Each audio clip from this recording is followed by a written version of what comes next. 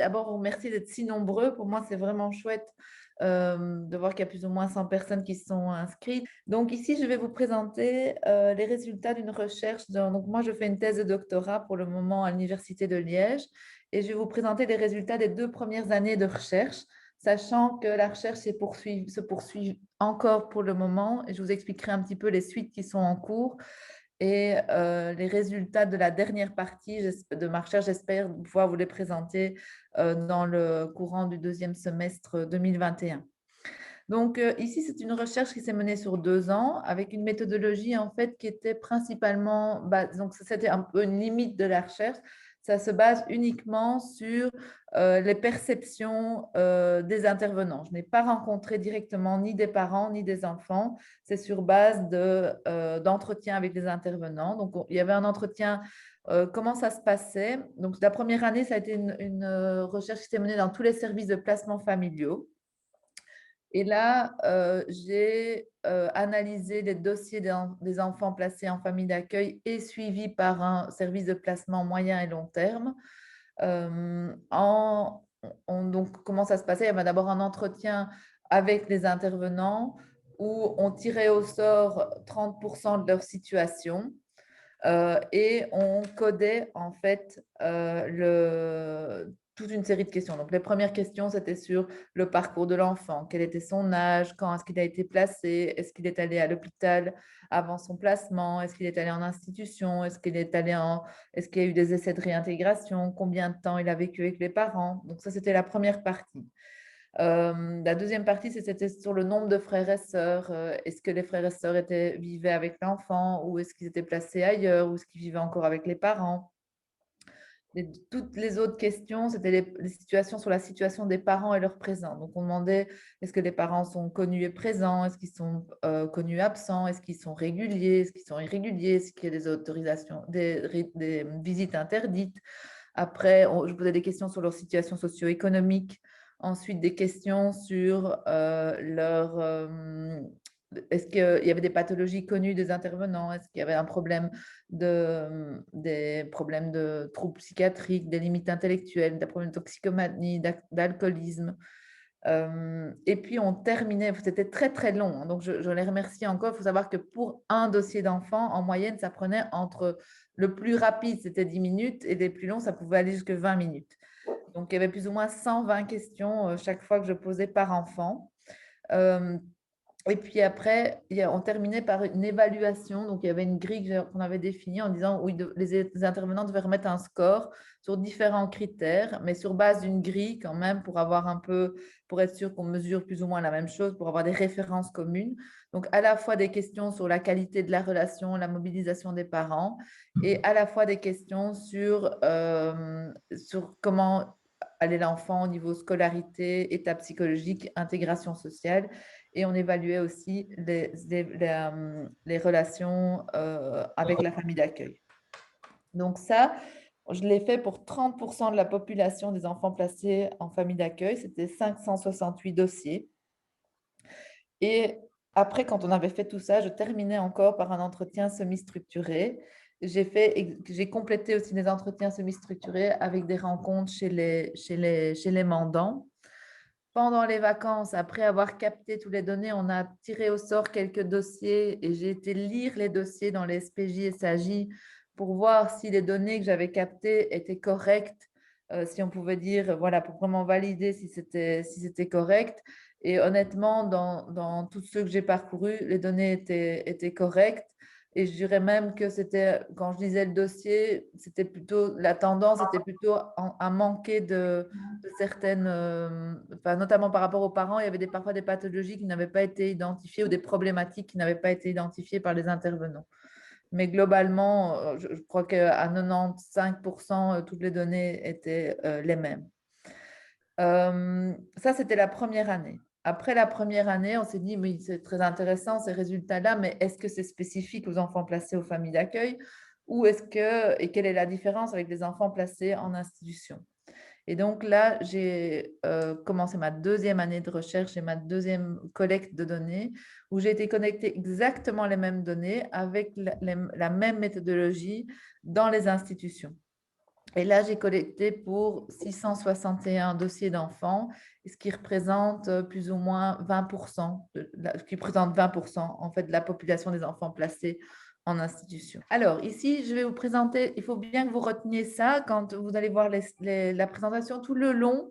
En fait, le rose clair, c'est le code pour les Moi, enfants j'avais une placés. question, excusez-moi. Ah, oui, vous, Allez-y. oui. Oui, dans les 2, allez, dans la famille d'accueil et dans les institutions, j'aurais voulu savoir si c'était dans une province ou si c'était dans l'ensemble de la Belgique. C'était dans l'ensemble de la Belgique. D'accord. L'ensemble de la Belgique, mais au niveau des institutions, on a eu, on a plus, il y a une province qui est un peu moins représentée au niveau des Oui. institutions, c'est du côté Mons-Tournai. Mais sinon, on est allé sur Bruxelles, Liège, Namur et même dans le Luxembourg, mais on a moins cette région-là qui est représentée au niveau institution. Ok, merci. Ça va? Oui. Alors, donc ce que je disais tout à l'heure, c'est qu'au niveau des enfants placés en institution, vous avez vraiment la ligne rose claire. Ça va être toujours comme ça. Donc, les données enfants placés en institution, ce sera en rose clair et les enfants placés en famille d'accueil, ce sera le fuchsia. Donc là, qu'est-ce qu'on voit par rapport à ce graphe, hein? On voit que le nombre d'enfants placés en institution, au niveau de l'âge, les enfants sont placés en fait plus tard en institution et sont placés plus tôt en famille d'accueil. Donc, si on regarde l'âge moyen en fait de placement en famille d'accueil, on est autour de 3 ans, tandis que autour des enfants, les enfants placés en institution, l'âge moyen est autour de 6 ans. Donc, voilà, c'est une première différence significative, c'est que les enfants placés en famille d'accueil sont placés plus tôt et que les enfants placés en institution, en général, le sont plus tard, ou en tout cas, la moyenne est plus tard. Ça ne veut pas dire qu'il y en a qui ne sont pas placés plus tôt.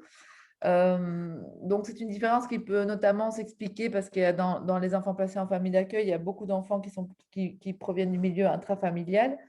Et ces enfants-là, ben, souvent, les parents vivent, ce n'est pas toujours le cas, mais souvent vivent avec les parents de la famille intrafamiliale et puis laissent l'enfant et quittent le domicile. Donc, les enfants restent en finale placés assez vite dans ces familles-là. Alors, bah, lié à au premier constat, ben, on se rend compte que la durée de vie avec les deux parents est plus longue au niveau des enfants placés en institution que les enfants placés en famille d'accueil. C'est assez logique puisqu'ils sont placés plus âgés.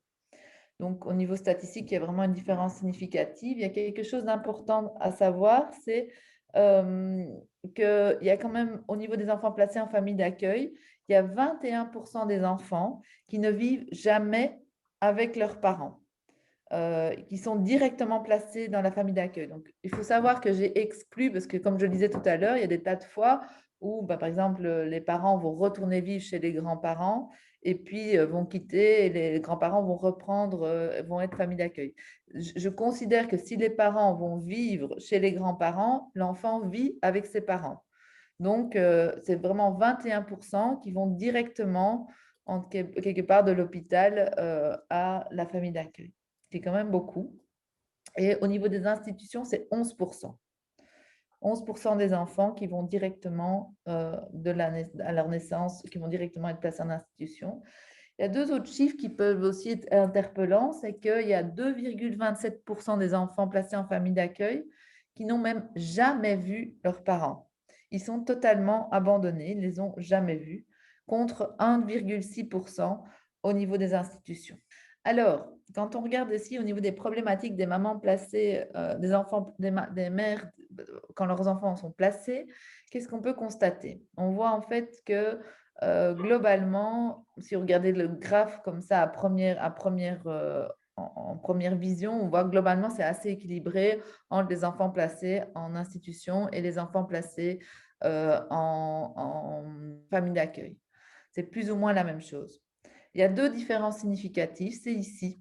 Vous voyez qu'en fait, il y a plus d'enfants placés en famille d'accueil qui ont des mères qui sont toxicomanes. Et par rapport et ici, vous voyez aussi qu'il y a plus d'enfants placés euh, en institution avec des mamans avec des limites intellectuelles. Et en fait, si on regarde les chiffres statistiques plus étendus, on voit vraiment, mais c'est pas, je ne vais pas trahir un grand secret, vous le savez déjà, on voit en fait que les problématiques de toxicomanie sont des problématiques qui vont générer de l'absence des parents et qu'à l'inverse, les parents avec des limites intellectuelles vont plutôt être des parents qui vont être très présents dans la vie de leur enfant. Donc, ce qu'on voit en fait, c'est que ici, et c'est un peu logique puisque très souvent, un des critères, je ne dis pas que c'est l'unique, mais un des critères pour s'orienter vers un placement en famille d'accueil, c'est l'absence des parents. Et puisque la toxicomanie est un critère qui génère de l'absence, bah, il est un peu plus représenté au niveau des familles d'accueil. Et à l'inverse, on va voir que la présence, les limites intellectuelles sont plutôt une problématique qui vont générer de la présence des parents. Et donc, que là, ils vont être plus représentés au niveau des institutions.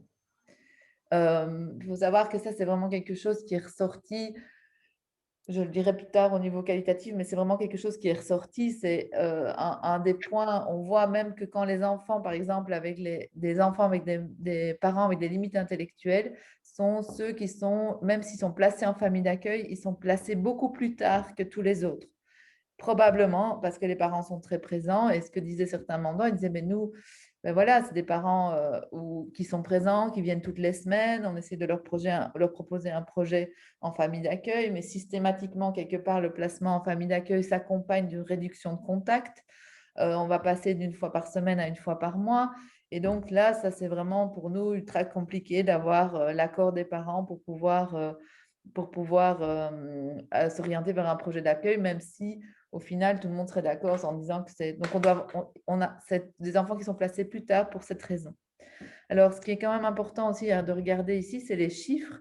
C'est qu'on voit que les enfants qui sont placés en institution vivent le double de maltraitance par rapport à ceux qui sont placés en famille d'accueil. Et ceci, c'est principalement dû au fait qu'ils vivent plus longtemps avec leurs parents.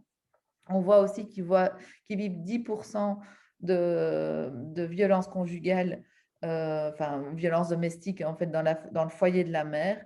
Et au niveau des négligences, on est plutôt similaire. Donc, au niveau des pères, on va voir on va avoir le même constat au niveau des limites intellectuelles. Au niveau de la toxicomanie, on le voit moins, mais ça, c'est plus présent au niveau de l'alcoolisme, sachant que l'alcoolisme aussi est une pathologie qui va générer plus d'absence. Donc, on voit un peu la même chose. Donc, il y a 13% de papas avec des limites intellectuelles en plus par rapport à ceux qui sont placés en famille d'accueil. Mais par contre, là, les chiffres sont assez interpellants aussi. On voit que là, les enfants qui vivent avec leur père vivent 20% de problématiques en plus de maltraitance au niveau des institutions, 10% de violences conjugales et au niveau négligence, ils sont aussi vivre et aussi plus de négligence, même si c'est moins significatif en termes de chiffres. Alors, on va voir que les papas ont quand même une situation, même si elle reste quand même très précaire, meilleure que celle des mamans dans le sens où, en fait, ils travaillent plus. Ils ont quand même entre 16 et 19% de parents qui travaillent. Euh, mais quand j'ai vérifié avec une recherche qui avait été menée par Isabelle Ravier il y a plus ou moins une vingtaine d'années, et quand on regarde les chiffres, ben, globalement, c'est plus ou moins identique. Il n'y a pas vraiment ni de dégradation ni d'amélioration. Alors, on me dit, mais alors on ne peut pas dire qu'ils sont plus précarisés. Je ne suis pas sûre qu'on ne peut pas le dire parce que est-ce qu'un revenu de remplacement comme le CPAS est tout aussi équivalent aujourd'hui qu'à l'époque? Ça, je ne sais pas vous le dire. C'est possible que ce ne soit pas suffisant, que ce soit dégradé parce que les revenus n'ont peut-être pas été suffisamment adaptés. Mais globalement, quand on regarde en 20 ans, ça a assez peu bougé. Pareil pour les mamans, en fait, en 20 ans, il n'y a pas plus de mères qui travaillent, c'est le même pourcentage. On voit que donc les mamans travaillent moins que les papas et qu'elles vivent principalement des allocations du CPAS, suivies après de la mutuelle, sachant que dans la mutuelle, j'ai comptabilisé aussi tout ce qui était allocation de Vierge Noire ou des choses comme ça. J'ai tout comptabilisé dans le même pot. Donc, globalement, c'est des situations économiques assez précaires, mais ça, je ne vous apprends pas grand-chose. Donc, parce que une question, c'était de dire, est-ce que le public des parents placés en famille d'accueil et le public des enfants placés en institution est différent? Mais globalement, on peut dire que non, il est pratiquement identique, que la seule chose qui différencie, c'est qu'il y a plus de parents toxicomanes en famille d'accueil et plus de parents souffrant de limites intellectuelles d'enfants placés en institution, mais que c'est plutôt dû au fait que en guillemets, ces problématiques vont générer soit de l'absence et de la présence et vont définir le projet, plutôt que de dire que c'est une population complètement différente. Alors, ce qui est quand même interpellant, c'est qu'on voit les enfants en institution sont plus âgés au moment du placement, vivent plus de maltraitance et donc sont plus aussi témoins de violences conjugales. On va voir que ça, c'est important parce que ça va avoir des impacts sur certains critères au niveau des enfants placés en institution. Alors, on arrive sur la présence des mères. Donc là, on voit quand même que, il y a 49 des mères qui sont donc 50 des mères qui sont connues et présentes, en institution et contre 69 en famille d'accueil contre 69 en institution. Donc là, la tendance évidemment, ce serait de se dire: «Ben tiens, en fait, on voit quand même», c'est vrai que parce que c'est un peu une reproche que j'ai beaucoup entendu contre les familles d'accueil, c'est de dire: «Bah, les familles d'accueil, c'est bien, mais c'est un peu au détriment du lien parent-enfant» et donc une fois qu'ils sont placés en famille d'accueil, ça fait un peu disparaître les parents, ça fait que les parents restent moins présents donc au final, est-ce que c'est vraiment bien? Donc, quand on regarde ces premiers chiffres-là, on serait tenté de dire que oui, les institutions permettent d'avoir les parents plus présents. Mais on va voir qu'il faut comparer parfois des pommes et des pommes, et pas des pommes et des poires. Donc, si on regarde la réalité des rencontres, c'est important de regarder que les parents, les intervenants qui travaillent en institution estiment que les mamans sont plus régulières à 51% contre 40% en famille d'accueil que, qu'on voit ici, en fait, que ce qui est aussi important, c'est quand même qu'il y a 26%, on est plus ou moins autour de 25 personnes, donc un quart des enfants qui n'ont pas du tout de rencontre avec leur maman. Et alors, on doit ajouter encore ici les rencontres interdites. Donc ici, on voit par exemple que ce chiffre-là est très important, je vous demande de le retenir. On voit que les services de placement familiaux sollicitent beaucoup plus d'interdictions auprès des mandants pour un problématique de régularité, parce que les mamans sont considérées comme irrégulières. Donc, c'est 13% de plus par rapport aux institutions. Alors moi, je pense qu'il y a plusieurs hypothèses à ça. La première hypothèse, c'est que, évidemment, quand une maman ne se présente pas à une visite qui est organisée dans un service de placement familial, ça suscite plus d'émoi. Je ne veux pas dire que ça n'en suscite pas au niveau des institutions, mais ça suscite plus d'émoi parce que l'intervenant a bloqué dans son agenda la visite, que la famille d'accueil s'est déplacée, que l'enfant a attendu. Donc, en fait, au final, quand la maman ne se présente pas, ça présente, allez, en termes de réaction et d'embêtement, entre guillemets, pour l'ensemble des personnes, ça crée plus de problèmes. Tandis qu'en institution, je ne dis pas qu'on n'a pas planifié dans le programme, mais l'enfant reste sur place, il n'y a pas quelqu'un qui s'est déplacé, donc ça crée moins de problématiques à ce niveau-là. La deuxième chose que je pense, et ça j'ai quand même beaucoup entendu en parlant avec les intervenants en institution, c'est que très souvent ils disent, mais oui, elle est irrégulière, bah oui, c'est pas top, oui, il attend, mais au final, cet enfant-là, il n'a plus que ça. Donc, est-ce qu'il ne vaut pas mieux se dire qu'on va maintenir des visites qui sont peut-être pas toujours top au niveau qualité ou pas toujours régulières, heu, qu'il n'ait plus rien, quoi? Ce que je comprends parfaitement. Et donc moi, je pense que c'est un peu un cumul des 2 qui fait que les services les institutions vont moins solliciter des interdictions de contact par rapport aux familles d'accueil. Alors, au niveau des parents, là, il y a un chiffre, moi, qui me sidère, parce qu'il reste aussi très stable dans le temps. C'était exactement la même chose, il y a 20 ans. C'est les 16%. Il y a 16% de papas inconnus et ça, j'ai fait mes stats, j'ai dit: «C'est pas possible que je tombe exactement au même chiffre», mais si, c'est exactement le même chiffre, 16% de parents inconnus, que ce soit placés en institution ou en famille d'accueil. Et on voit que, les papas sont en effet un peu plus présents quand ils sont placés en institution, par rapport, aux familles d'accueil. Globalement, on pourrait dire que les mamans, parce que si on revient sur les chiffres en arrière, on pourrait dire: «Ah mais les mamans, elles sont quand même beaucoup plus régulières». Mais en fait, globalement, les parents, les mamans et les papas sont présents dans la même proportion. La seule chose qui change au niveau des statistiques, où on se dit, bah, alors c'est plus bas, c'est qu'en fait, il y a les 16% de papas inconnus. Si on enlève cette variable-là, ils sont présents dans les mêmes proportions. Alors ici, au niveau des papas, euh, ils sont jugés plus irréguliers au niveau des institutions par rapport aux familles d'accueil. Et ils ont aussi le double de rencontres interdites par rapport aux institutions.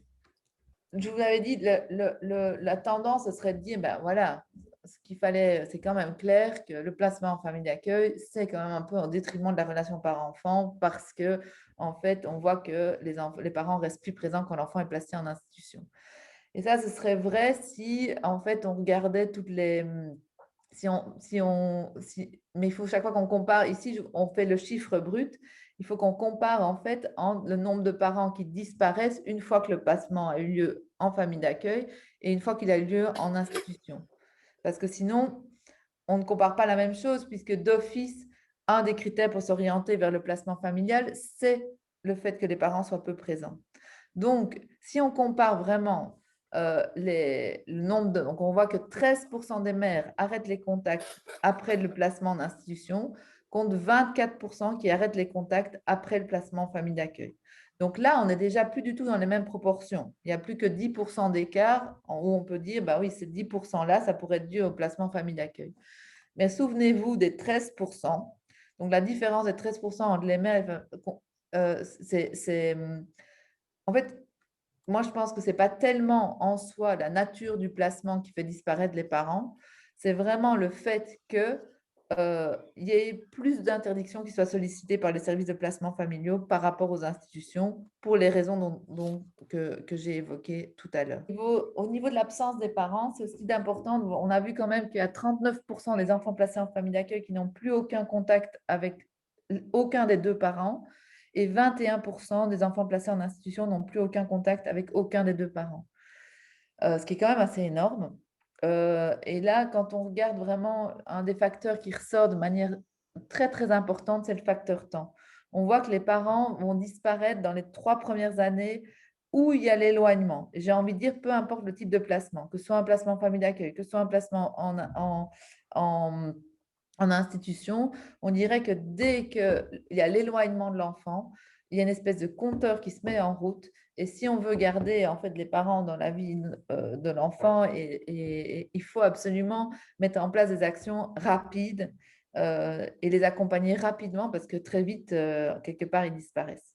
Enfin, très vite, ça va vite. On a vite vu un an passer et déjà, la première année, il y a déjà 20% des parents qui disparaissent. Donc, c'est énorme. Alors, si on regarde la qualité de la relation, donc ça, c'est qui est quand même aussi positif, hein, parce qu'il y a des choses positives dans cette recherche, c'est de voir quand même que la qualité père-enfant, quand ils sont présents, ben, qu'elle est globalement bonne, mais pas toujours adéquate, et voire même excellente. Donc, on voit quand même que les chiffres sont plutôt bons. Voilà, la seule chose qu'on peut constater, c'est de nouveau, c'est qu'au niveau des institutions, les intervenants estiment que des relations toxiques et pas bonnes, estiment qu'il y a plus de relations toxiques et pas bonnes qu'en famille d'accueil. Moi, je pense que c'est toujours lié à ce fait-là, c'est de se dire, comme on n'a pas d'autres projets possibles, qu'il n'y a que ça, est-ce qu'il ne vaut pas mieux du pas très bon ou du pas bon que rien du tout? Je pense que ça, c'est vraiment quelque chose que j'ai entendu souvent chez les intervenants, cette question-là, en fait, qui revenait. Au niveau des mamans, bah, de nouveau, bah, on peut se réjouir de voir qu'elles sont bonnes dans la plupart des cas. Mais à nouveau, le même phénomène, en fait, hein. Il y a plus de relations qui sont considérées comme pas bonnes ou toxiques au niveau des enfants placés en institution que ceux placés en famille d'accueil. Au niveau du rythme des rencontres, bien, vous voyez qu'au niveau des placements familiaux, le rythme le plus fréquent, c'est une fois par mois, que les choses sont en train de bouger, qu'on est dans certains services allé à 2 fois par mois. Et puis que, voilà, que ça, c'est vraiment les deux grands. Après, il y a d'autres, ça peut être aussi moins de 8 fois par an. Vous voyez, le troisième mais c'est même avant 2 fois par mois. Donc, on est plutôt avec moins de contacts au niveau des institutions que non, au niveau des familles d'accueil que des institutions. Parce qu'on voit que dans la plupart pour les placements en institution, la fréquence est 1 fois par mois pour 37% et puis 2 fois par mois. Donc là, on voit vraiment cette différence en termes de fréquence et de rythme des rencontres au niveau institution et famille d'accueil, où clairement le passage en famille d'accueil entraîne une réduction de contact, de facto. Alors peut-être intéressant aussi de noter que au moment où j'ai pris la photo, il y avait 1% et 0,5% d'enfants qui étaient dans un processus CODEM, donc de réintégration familiale, ce qui n'est pas énorme. Donc, pour les papas, c'est exactement la même chose, hein. On voit les mêmes constats que si ce n'est qu'au niveau des familles d'accueil, ça vous verrez un peu plus tard, ils ont tendance à être plus cool avec les papas et plus sévères avec les mamans, tandis qu'au niveau des institutions, il n'y a pas trop de différence de traitement papa-maman. Au niveau des familles d'accueil, on voit que, voilà, ils vont laisser plus, on voit déjà que les papas peuvent voir plus 1 fois par semaine, mais vous verrez ça que c'est encore plus visible au niveau de l'encadrement. Au niveau des difficultés de transport, on voit que les difficultés de transport sont plus élevées en institution qu'au niveau des familles d'accueil. Moi, personnellement, je confirme parce que je suis allée dans toutes les institutions et parfois, j'avais des stagiaires qui devaient m'accompagner et parfois, elles essayaient de venir en bus. C'était tout juste impossible, où il fallait presque partir la veille. Donc, il y a vraiment des endroits qui sont très, très chouettes, très mignons, mais en termes d'accès pour les parents, c'est ultra compliqué s'ils n'ont pas de voiture. Et comme on a vu, pour la plupart, c'est quand même assez compliqué d'avoir une voiture. Donc, moi, je trouve que là, on voit une différence de 20%, mais pour moi, dans, dans ma perception, c'est encore plus important parce que je trouve qu'en général, les services de placement familiaux, pour la plupart, parce que je les ai tous faits aussi, ils sont quand même forts en milieu urbain, pas très loin d'une gare où il y a au moins des bus. Tandis qu'au niveau des institutions, je trouve que c'est plus compliqué. Au niveau des difficultés de transport de la mère, c'est exactement la même tendance, si ce n'est qu'elles sont plus élevées que celles du père. Au niveau des lieux de rencontre, donc ça c'est important de voir pour les enfants placés en famille d'accueil, on va voir, là c'est ça aussi, je dis en ça où on est un peu plus sévère, on va voir que les mamans, ça va être 58% des rencontres vont se faire au service de placement familial. Tandis que les papas, ça va être 32%, ça va seulement être 32%. Et les papas vont pouvoir plus aller voir dans la famille d'accueil, c'est plutôt en intrafamilial, ou les reprendre au domicile, ou avoir des demi-journées en extérieur, voilà. Donc, il y a quand même une tendance où les services de placement familiaux sont plus sévères avec les mamans qu'avec les papas en matière à la fois de lieu de visite et d'encadrement. Alors, on me dit souvent, oui, mais c'est parce que les papas qui restent, ce sont les papas qui sont les plus, entre guillemets, aptes. C'est possible. Ceci dit, quand on regarde les pathologies, ils n'ont pas moins de pathologies que les mamans. Donc, c'est étonnant qu'ils soient tout de suite plus aptes avec le même type, en fait, en général, de problématiques que les mamans. Au niveau des institutions, Excuse-moi, je ne suis pas sûre parce que j'ai dû m'absenter 1 minute. Est-ce qu'on a répondu à la dame qui vient de poser la question? Avez-vous tenu compte dans l'analyse, avez-vous tenu compte de l'éloignement géographique? J'ai l'impression que tu as répondu à la question, mais je n'étais pas sûre. dans les difficultés de transport, on en tenait compte, Oui. l'éloignement géographique. Oui. On en tenait compte, oui. Voilà. Désolée de t'avoir. Non, il n'y a pas de souci, mais je ne sais pas si j'ai répondu à cette question-là. Mais oui, l'intervenant en tenait compte par rapport à ça en disant, bah oui, voilà, ils habitent. Maintenant, parfois, c'était un peu compliqué en disant, ben, c'est bizarre parce que l'enfant est placé là et la famille d'accueil est, par exemple, à Arlon, et puis la maman fait le choix d'aller vivre à Verviers. Donc, ça, c'est compliqué parce que c'est aussi quelque part son choix et c'est difficile par rapport à la famille d'accueil où ça pouvait être la même chose en institution. Donc, voilà. Alors, le lieu des rencontres, on va voir que quand même le premier lieu, ça reste l'institution. Mais vous voyez, là, il y a très, très peu de différence entre les papas et les mamans, qu'on a vu beaucoup plus au niveau des familles d'accueil. Et puis, le deuxième lieu, c'est au domicile. Au niveau du type d'encadrement, on va voir que les intervenants des enfants placés en famille d'accueil encadrent beaucoup plus les visites, en tout cas des mamans, vous voyez, donc elles sont beaucoup plus encadrées, qu'il y a des visites semi-encadrées et fatalement que c'est beaucoup plus sans intervenants au niveau des institutions. Par contre, au niveau des papas, c'est tout à fait équilibré. On va moins, les services de placement familiaux vont moins encadrer, vont enfin encadrer de la même façon en fait les papas que dans les institutions. Donc voilà. Donc oui, il y a quand même quelque chose où les services de placement familiaux sont un peu plus sévères avec les mamans qu'avec les papas, tandis qu'en institution, on ne voit pas cette différence-là. Alors, on arrive aux chiffres qui sont quand même assez intéressants, c'est au niveau de la scolarité des enfants. Donc ça, c'est vraiment chouette, je trouve, pour vous, parce qu'on voit quand même que pour les enfants placés en famille d'accueil, il y a 75% des enfants qui ont une bonne scolarité, où tout va bien, même 46 qui ont une scolarité excellente, donc générale, sans redoublement.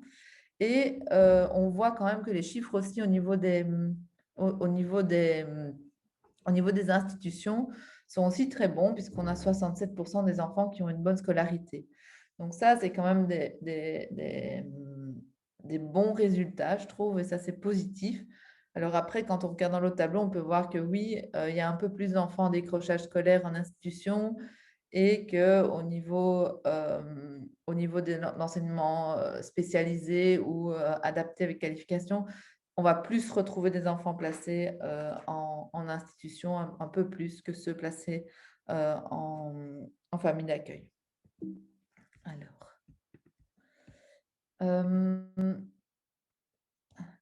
voilà. Alors, au niveau de l'intégration sociale, on va voir en fait que ça, de nouveau, c'est très bon en fait, et ça, c'est positif. On voit que les enfants vont plutôt bien et qu'il y a assez peu de différence sur ce critère-là entre les enfants placés en institution et en famille d'accueil. Donc, on voit quand même que 37% avec une vie sociale épanouie contre 32% en institution. On voit que, voilà, qu'ils ont un cercle restreint, mais qui peuvent éprouver des difficultés, mais que ça reste bon. Voilà, ici, on peut s'inquiéter un peu des 8 et 10% qui n'ont pas de vie sociale et qui sont totalement isolés. Donc ça peut être parfois... voilà, mais si on regarde quand même le tableau, globalement, les résultats, c'est plutôt positif. Alors, je vais reprendre pour le moment. Donc, ça, c'est très important. C'est le slide peut-être le plus important parce qu'on voit quand même que par rapport aux les enfants placés en institution, c'est peut-être sur le seul critère, et malheureusement, c'est le critère le plus important, où ils scorent plus bas. C'est qu'on voit que les enfants placés en institution ont un moins bon état psychologique que les enfants placés en famille d'accueil. Donc, déjà ici, on voit quand même qu'il y a une différence importante au niveau de aucun trouble psychologique. Les légers troubles nécessitant du suivi, c'est plus ou moins identique, mais après, on voit ici que par rapport aux troubles psychologiques importants, gros troubles nécessitant un suivi par un pédopsychiatre et troubles généralisés en validation, c'est plus ou moins la même chose.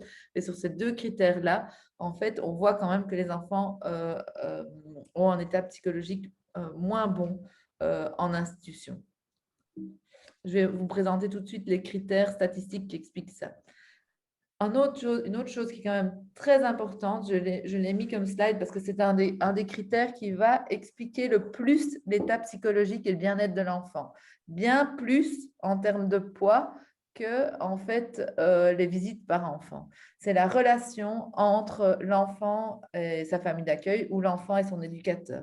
Donc, si on voit en fait, on voit quand même que là, c'est ce qui fait que c'est un des effets très importants au niveau des enfants placés en famille d'accueil, c'est qu'on voit que les relations dans la famille d'accueil sont souvent meilleures que les relations entre les éducateurs et les enfants placés en institution.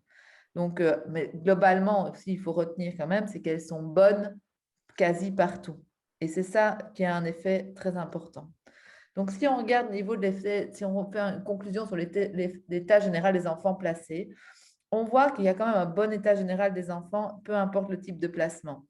On voit que les enfants en famille sectionnée, ça je vous ai pas montré la statistique, mais les enfants placés en famille sélectionnée sont ceux qui scorent le plus haut dans tous les critères. C'est ceux qui vont le mieux. Par contre, moi, quand j'avais rencontré les intervenants, ils me faisaient un tableau parfois du placement intrafamilial comme si c'était vraiment épouvantable. Et quand je regarde les scores des enfants placés en famille intrafamiliale, ben, les enfants, je vais vous donner une image, les enfants placés en famille sélectionnée vont scorer par exemple à 7 sur 10 sur les critères et les enfants placés au niveau intrafamilial, ils vont scorer à 6,4. Donc, c'est vrai que c'est une différence significative, mais on n'est pas du simple au double. Donc, le placement intrafamilial, c'est quand même un placement qui a des effets positifs. Alors, si on regarde tous les effets qui influencent l'état psychologique, ben, ça, c'est les effets statistiques, hein, les tests. On voit que c'est la maltraitance, la négligence, donc plus ils vivent de maltraitance, de négligence, de durée de vie avec les parents, la qualité des relations avec les parents et la qualité, et ça, c'est le plus important en termes de poids, c'est la qualité relations accueillants et éducateurs. Donc, on voit en fait que comme les enfants en fait placés en institution vivent plus de maltraitance, vivent plus longtemps avec leurs parents, et aussi qu'on maintient des relations, donc des contacts avec des moins bonnes qualités, tandis qu'au niveau des familles d'accueil, on va soit interdire, soit on ne va pas maintenir des contacts où on va plus encadrer. Mais en tout cas, il y a moins de contacts avec de mauvaise qualité au niveau des familles d'accueil. Mais ça a pour effet en fait que la relation avec les accueillants est meilleure, fait que les enfants placés en famille d'accueil vont mieux par rapport à ceux qui sont placés en institution. Alors, quand on annule tous ces critères, il y a quand même un effet pur du placement en famille d'accueil. Donc, globalement, le placement en famille d'accueil, donc les enfants vont bien, mais le placement en famille d'accueil, c'est ce qui permet d'obtenir les meilleurs, enfin, qui est le plus bénéfique pour les enfants. Alors, au niveau des possibilités de réintégration, donc je demandais aux intervenants pour vous quelles sont les possibilités de réintégration, puisque c'est le projet quand même normalement prévu pour chaque enfant au niveau de la famille. Et donc, on va voir ici qu'au niveau des institutions, au niveau des familles d'accueil, pour 67%, les intervenants estimaient qu'il n'y avait aucune possibilité de réintégration contre 50, plus ou moins 50% au niveau des institutions. Donc là, il y a une différence assez importante. Donc, ça revient un peu à confirmer en disant, mais oui, vraiment, quand ils sont placés en famille d'accueil, quelque part, c'est plus possible de retourner en famille, tandis qu'en institution, il y a quand même plus de perspectives. Alors, ça pourrait être vrai, donc, mais je posais cette question-là. Et après, comme je ne la posais pas en famille d'accueil, parce qu'en famille d'accueil, c'était assez clair que le projet pour l'enfant, c'était de rester en famille d'accueil. Après, je posais une autre question, mais vraiment plus concrète, où je demandais, mais en fait, OK, c'est quoi le pourcentage? Vous estimez à combien? Et puis, je dis, mais dites-moi un petit peu, quel est le projet de cet enfant? Et en fait, vous voyez que là, après, quand on demande vraiment sur le concret aux intervenants, c'est quoi les projets de l'enfant? Il y a pour 27%, c'est un retour en famille. Pour 14%, c'est un placement en famille sélectionnée ou spécialisée ou un placement en famille d'accueil. 23%, une mise en autonomie. 6%, une institution spécialisée, psychiatrie. 2% une adoption et 28% de rester en institution. Donc, au final, on peut quand même dire, quand on regarde ces deux chiffres-là, que les intervenants estiment que pour 70% des enfants, un retour en famille n'est pas envisageable ou n'est pas le projet. Donc, par rapport au résumé, par rapport à quelles sont les principales découvertes qui sont issues des entretiens qualitatifs, donc, on voit qu'il y a un manque, clairement, quelque chose qui est ressorti très fort, à la fois des SRG et des entretiens avec les mandants, c'est un manque de famille d'accueil en général et en particulier pour les enfants plus âgés. J'ai mis 7 ans, mais dans la réalité, on est plus proche de 5 ans. C'est très, très difficile de trouver des familles d'accueil pour les enfants plus âgés. Il y a des mandants qui m'ont dit, nous, voilà, il y a des enfants qui nous demandent et il n'y a rien et on ne peut rien leur proposer. Et même des institutions, ils disent, oui, l'idéal, ce serait qu'il y ait une famille d'accueil, mais il n'y a aucune famille d'accueil. Enfin, donc ça, c'est vraiment quelque chose qui est sorti de manière assez criante. Au niveau des aides pour les parents, il y a au niveau de tout ce qui est aide de proximité, de service, c'est globalement OK. Ils ont accès à, j'ai envie de dire, les aides qui ne sont pas sous mandat. ils ont accès assez rapidement. Mais par contre, toutes les aides sous mandat, le délai est parfois très, très long parce que vous avez vu que les investissements se fait très rapidement. Et donc, il y a aussi toute cette problématique qui ne permet pas des doubles mandats. Donc, si l'enfant est placé, on ne peut pas travailler avec les parents. Donc, ça rend aussi les choses difficiles. Donc, les délais parfois pour avoir un SAIE ou un COE, c'est 6 mois à 1 an dans certaines régions. Et honnêtement, voilà, ce que moi j'ai pu constater en discutant avec des mamans, c'est ils essaient toujours de faire pour un mieux, de faire ce qu'ils peuvent, mais ils font avec les places qu'ils ont disponibles. Donc, parfois, ils disent, bah oui, évidemment, on sait qu'il faudrait un MIF dans cette situation-là, mais moi, j'ai pas de MIF disponible. Donc, qu'est-ce que je vais mettre? Je vais mettre un SAIE avec des aides ménagères en plus. Donc, ils essayent toujours un peu de combler et de faire comme il faudrait, mais en n'ayant pas toujours les ressources disponibles et adaptées avec un temps d'attente assez long. Et bon, par rapport aux problématiques et aux difficultés des parents, même si je sais que pour certains, 1 fois par semaine, on peut considérer ça comme intensif, mais par rapport à leurs difficultés, je pense que ce n'est pas toujours assez intensif. Un autre problème aussi que j'ai pu constater, comme on l'a dit, c'est des parents souvent avec des grosses difficultés et toute une série de pathologies liées à la santé mentale ou au secteur de handicap. Et que, en fait, je ne dis pas qu'il n'y a pas de contact. Il y a des contacts, mais c'est plutôt occasionnel et il n'y a pas vraiment de prise en charge coordonnée, aide à la jeunesse et santé mentale. Donc, c'est pour ça qu'il y a parfois certains parents qui ont des multiples intervenants autour d'eux. Et que ce n'est pas toujours coordonné en termes de projet, de travail, et peut-être pas toujours non plus alors les plus efficaces. Au niveau des services, j'ai pu constater que d'un service à l'autre, l'offre qui est donc si on a un enfant placé en famille d'accueil, dans un service de placement famille d'accueil ou en institution, l'aide qu'on peut offrir aux parents va être très, très variable d'un service à l'autre et j'ai même envie de dire d'un intervenant à l'autre. Il y a certains services qui vont qui vont juste dire nous, on est juste là pour l'enfant et qui vont donner des post-it pour aider le parent en disant voilà, vous pouvez contacter tel numéro et ils ne vont pas faire beaucoup plus. Et puis, il y en a d'autres qui vont aller jusqu'à dire à l'accompagner dans sa remise à ordre au CPS, de l'accompagner chez le psychiatre, d'avoir vraiment une prise en charge assez importante. Et j'ai envie de dire qu'entre ces deux extrêmes, j'ai un peu vu toutes les palettes possibles d'intervention. Donc, il n'y a pas quelque chose de systématique et de commun. Ça, c'était au moment où j'ai fait ma photo. Je sais que depuis, les services de placement familiaux se sont mis d'accord sur une approche commune au minimum dans tous les services.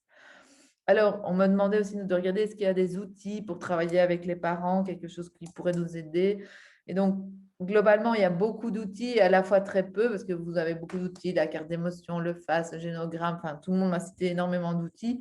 Mais dans la réalité pratique, voilà, c'est des outils qui sont utilisés plutôt de manière assez exceptionnelle. Et les 3/4 du temps, quand vous travaillez avec les parents, c'est plutôt juste à travers des entretiens sans nécessairement d'outils. Alors, comme je vous l'ai dit, il y a 2 grands points de tension et c'est intéressant parce que je pense qu'on en a eu l'illustration tout à l'heure dans les débats. 2 grands points de tension qui existent entre les SAS, les SAV, les SASP, les SRG et les mandants. Donc, il y en a un, il y a d'une part les mandants et les SRG et les SASP qui sont un peu énervés contre les services de placement familiaux en disant mais c'est pas possible, c'est pas normal que ce soit 1 fois par mois. Comme ce qu'on a entendu tout à l'heure, dire comment voulez-vous que le parent s'investisse, reste présent, et puis en plus, s'il a d'office 1 fois par semaine en institution, pourquoi il accepterait un placement en famille d'accueil en acceptant de moins voir son enfant, c'est juste pas possible. Donc ça, c'est vraiment au niveau de la fréquence des contacts, c'est quelque chose où il y a une espèce de point de tension mandant institution à l'encontre des services de placement familiaux. Et à l'inverse, il y a un truc commun entre les services de placement familiaux et les SRG et contre un peu les mandants, de dire, mais nous, on ne nous fait pas confiance, on ne nous écoute pas quand on demande une suspension de contact parce qu'on estime que ces contacts sont délétères ou toxiques pour l'enfant. On ne nous écoute pas, on doit se battre et on doit attendre que l'enfant va plus mal. C'est quelque chose que j'ai entendu des 2 côtés. Alors, au niveau des idées, la plupart des gens disaient, mais il faudrait, ça c'est, j'ai envie de dire que 85% des intervenants m'ont dit, mais il faudrait qu'on offre une vraie aide intensive aux parents, un peu comme dans d'autres pays. Il y en a qui m'ont cité le Québec, il y en a qui m'ont cité l'Italie, il y en a qui m'ont... Voilà. Il faudrait qu'on aide vraiment ces parents, qu'on leur donne une vraie chance, mais si ça ne va pas après, il faudrait qu'on puisse définir un projet réaliste pour l'enfant et pas être toujours dans ce projet de réintégration si on sait qu'au final, ce ne sera pas possible. Et puis, le dernier point, ça, c'était plutôt les services de placement familiaux qui me disaient, mais nous, en fait, on aimerait bien, au niveau des mandants, quand on a des reprises de guidance, on nous appelle en général quand tout est déjà fait et que c'est la crise et tout est enquisté. Et donc, pour nous, c'est pratiquement mission impossible d'apaiser et de remettre un cadre. Et donc, il y en a certains qui disaient, mais ce serait beaucoup mieux qu'on puisse intervenir directement dans les reprises de guidance, quitte à être démandaté après 1 an ou 2, mais pour bien fixer le cadre, que plutôt de faire comme on fait maintenant. Et puis après, c'est des situations terriblement compliquées à suivre. Voilà, les recommandations que j'ai faites à l'issue de cette recherche. Donc, la première, c'est, en effet, moi, je pense qu'il serait vraiment important qu'on donne une vraie chance à ces parents de récupérer leur enfant et qu'il faudrait définir un plan d'accompagnement intensif et multidisciplinaire pour les parents. Vraiment, donc ça veut dire qui prendrait en charge à la fois leurs problématiques financières, administratives, leurs problématiques de santé mentale, leurs problématiques de parentalité, mais vraiment une seule équipe et pas avoir de multiples intervenants qui ne se coordonnent pas toujours. Et en mettant vraiment le paquet, il y a aussi beaucoup de choses. Dans l'autre groupe, il y en a beaucoup qui m'ont parlé de l'AMJ. Vraiment, c'est des pratiques sur lesquelles on pourrait en fait s'inspirer pour faire du travail intensif. Je sais bien qu'il y a beaucoup d'initiatives à gauche, à droite qui existent en Belgique et même et aussi surtout à l'étranger.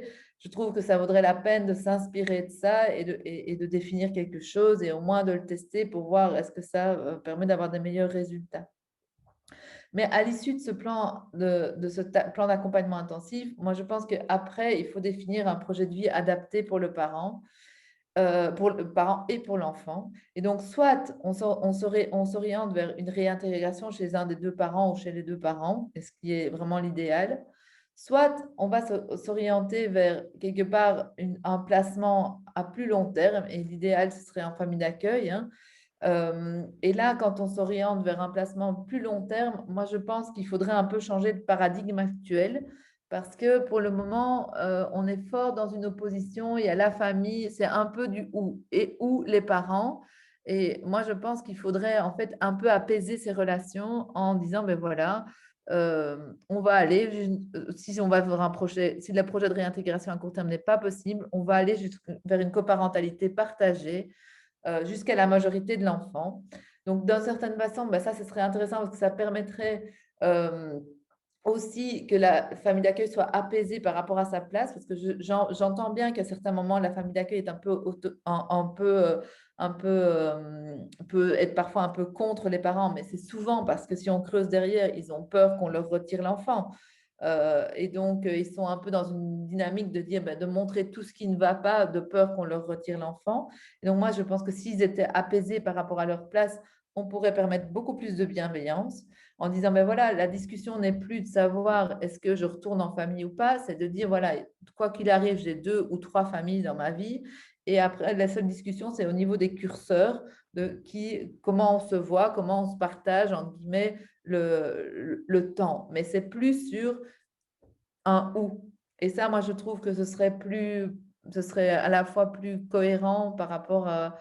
Il faut vous dire aussi que les recherches montrent que quand un enfant est placé depuis plus de 3 ans, si on le retire de sa famille d'accueil, on va recréer le même traumatisme que ce qu'on a fait quand on l'a placé et qu'il a dû quitter ses parents. Donc, on va refaire un double traumatisme.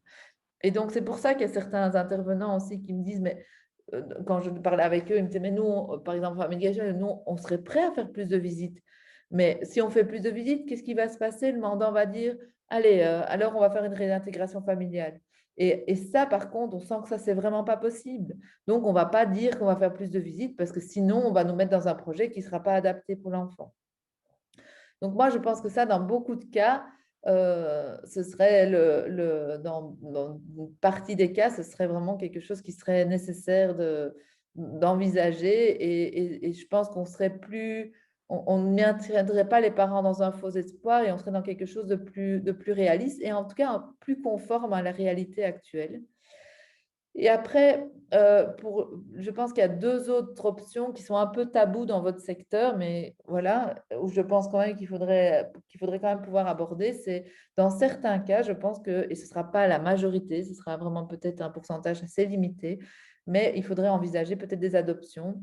Et sachant qu'en Belgique, on a l'adoption simple avec la possibilité de maintenir le lien avec les parents, et l'adoption tout court, parce que je vous avais dit, il y a quand même 2% d'enfants qui n'ont jamais vu leurs parents et qui ont été abandonnés. Donc, la troisième remarque, c'est définir un guide méthodologique pour définir la fixation et la fréquence des rencontres parents-enfants et la nécessité de suspendre les contacts. Donc, ça, c'est vraiment la suite. Donc là, il est terminé. On a fait d'abord 6 ateliers avec des représentants des RCRG, des SPJ, SAJ et des services de placement familiaux pour voir pour eux quels seraient les critères pour définir une fréquence chaque fois, ou une fréquence et une durée au cas par cas. Et donc là, on va commencer le test. Et d'ailleurs, je cherche encore des institutions qui seraient d'accord d'être dans mon groupe contrôle parce que j'ai déjà le pilote. Si vous êtes intéressé, vous pouvez m'envoyer un petit mot, ça me ferait bien plaisir. Sachant que si l'outil fonctionne bien, vous serez les premiers formés après à l'utilisation de celui-ci. Donc peut-être expliquer un peu plus, Stéphanie, par rapport aux personnes qui n'ont peut-être pas suivi des ateliers, Oui. etc. Donc c'est bien plutôt un outil qui permet d'aider à la réflexion et Oui, qui met en place des balises auxquelles on pourrait se référer pour un petit peu voir quelles seraient les fréquences adaptées aux différents cas de figure oui. qu'on rencontre. Et aussi un peu, même si ce n'est pas ça qui est le plus développé, il y a aussi quand même une réflexion sur certaines modalités. Est-ce que ce serait rencontré plus encadré, moins encadré? Et à ce moment-là, pour le moment, c'est un pilote qui est fait et donc qui va être testé, comme tu dis. Oui, on va tester pour voir si ça apporte Si quelque ça chose. apporte quelque chose et il sera à l'issue de ce test, soit de modifier un peu, soit complètement, etc. Donc, on est dans... Soit t'abandonner hein, si ça ne Oui, marche oui, pas. On ne sait pas. J'espère pas, mais... voilà. Alors, le 4, c'était définir un guide méthodologique définissant une aide minimum et identique en toutes les SAF et institutions pour quand même que quand un parent se présente en institution ou en service de placement familial, il sache à quelle aide il peut s'attendre, que ce soit quand même un peu plus uniformisé. Le 5e, pour moi, je me demande si j'aurais pas mis plus haut encore, c'est plus de familles d'accueil en général et plus de familles d'accueil aussi pour les enfants plus âgés. Moi, je pense vraiment qu'il faudrait développer des places presque dédiées aux enfants plus âgés pour commencer à amorcer une pompe. Parce que le problème, c'est que si on crée juste des places dans les familles d'accueil, qu'est-ce qui va se passer? Ils vont tout de suite être remplis par des plus petits et de nouveau, on va se retrouver dans la même conjoncture. Donc, moi, je pense que ça vaudrait la peine vraiment soit de faire des services spécifiques par rapport à ce type d'accueil-là, soit dédier des intervenants principalement à ce type d'accueil-là. Je pense aussi, voilà, on a assez peu de recherches sur l'accueil des plus grands. On sait que c'est quand même, il ne faut pas se mentir, que le fait qu'ils soient un peu plus grands, c'est un facteur qui peut rendre l'accueil un peu plus difficile, sans que ce soit nécessairement systématique. Et on voit par exemple, il faut qu'on pourrait se baser, il y a pas mal de recherches qui ont été menées au niveau de l'adoption des enfants plus grands, parce que ça, il y a quand même pas mal de recherches là-dessus. Et il y a des choses intéressantes qu'il faudrait creuser. Par exemple, on voit que ça doit être des parents un peu plus âgés, qu'on doit aller chercher dans la tranche entre 38 et 55 ans, que en fait, l'accueil fonctionne mieux si c'est des familles monoparentales, des choses comme ça. Donc, je pense qu'il y a des pistes et que ça vaudrait vraiment la peine presque de mener une recherche là-dessus. Alors, le deuxième niveau, ben, j'ai mis, c'était plutôt pour les familles d'accueil, donc j'ai mis ben, renforcer la coparentalité entre parents et la famille d'accueil. Donc, moi, je pense qu'il faudrait essayer de définir des plans d'accompagnement, un peu inspirer des bonnes pratiques pour préparer des retours en week-end et avoir moins de visites encadrées, d'avoir un peu plus que les parents aient plus de liberté, parce que moi, je pense aussi que le fait que ce soit encadré, ça les décourage aussi un petit peu à un certain moment. Mais évidemment, il ne faut pas faire n'importe quoi. Il faut continuer à maintenir l'encadrement quand c'est nécessaire. Euh, Mettre en place, ça j'ai vu ça dans des services, un service et je trouvais ça vraiment bien. En fait, ils font des entretiens parents, famille d'accueil, sans les enfants. Et là, en fait, ils abordent toute une série de points d'éducation. Ils se mettent d'accord sur, par exemple, un truc, combien de temps il peut utiliser son GSM. Ils se mettent d'accord sur le calendrier, qui va à quelle chose, si ils y vont ensemble. Et ça, moi, je trouve que c'est assez intéressant. Parce que là, c'est vraiment une expérience. Et je sais bien que les autres services font des entretiens, mais souvent, d'après ce que j'ai entendu, c'est plus des entretiens pour, quand il y a des tensions, pour un peu calmer les tensions. Tandis qu'ici, ce que j'aimais bien, cette approche-là, c'est plutôt proactif. Et c'est plutôt qu'ils discutent entre eux sans qu'il y ait des problèmes. C'est justement pour éviter les problèmes. Et puis j'ai mis en dernier, je sais bien que le nerf de la guerre, ben, c'est les moyens. Donc évidemment, j'ai entendu, on ne peut pas nécessairement faire beaucoup plus avec les moyens qu'on a. Donc moi, je pense qu'il faudrait, si dans certains cas, pour certaines situations, eh bien, c'est nécessaire de passer peut-être à une fois par semaine ou de maintenir une fréquence d'une fois par semaine parce que c'est bon pour l'enfant et que c'est positif pour lui, je pense que ce serait intéressant d'essayer de trouver des solutions créatives, de voir comment, parce que qui dit rencontre n'est pas nécessairement rencontre avec visite encadrée.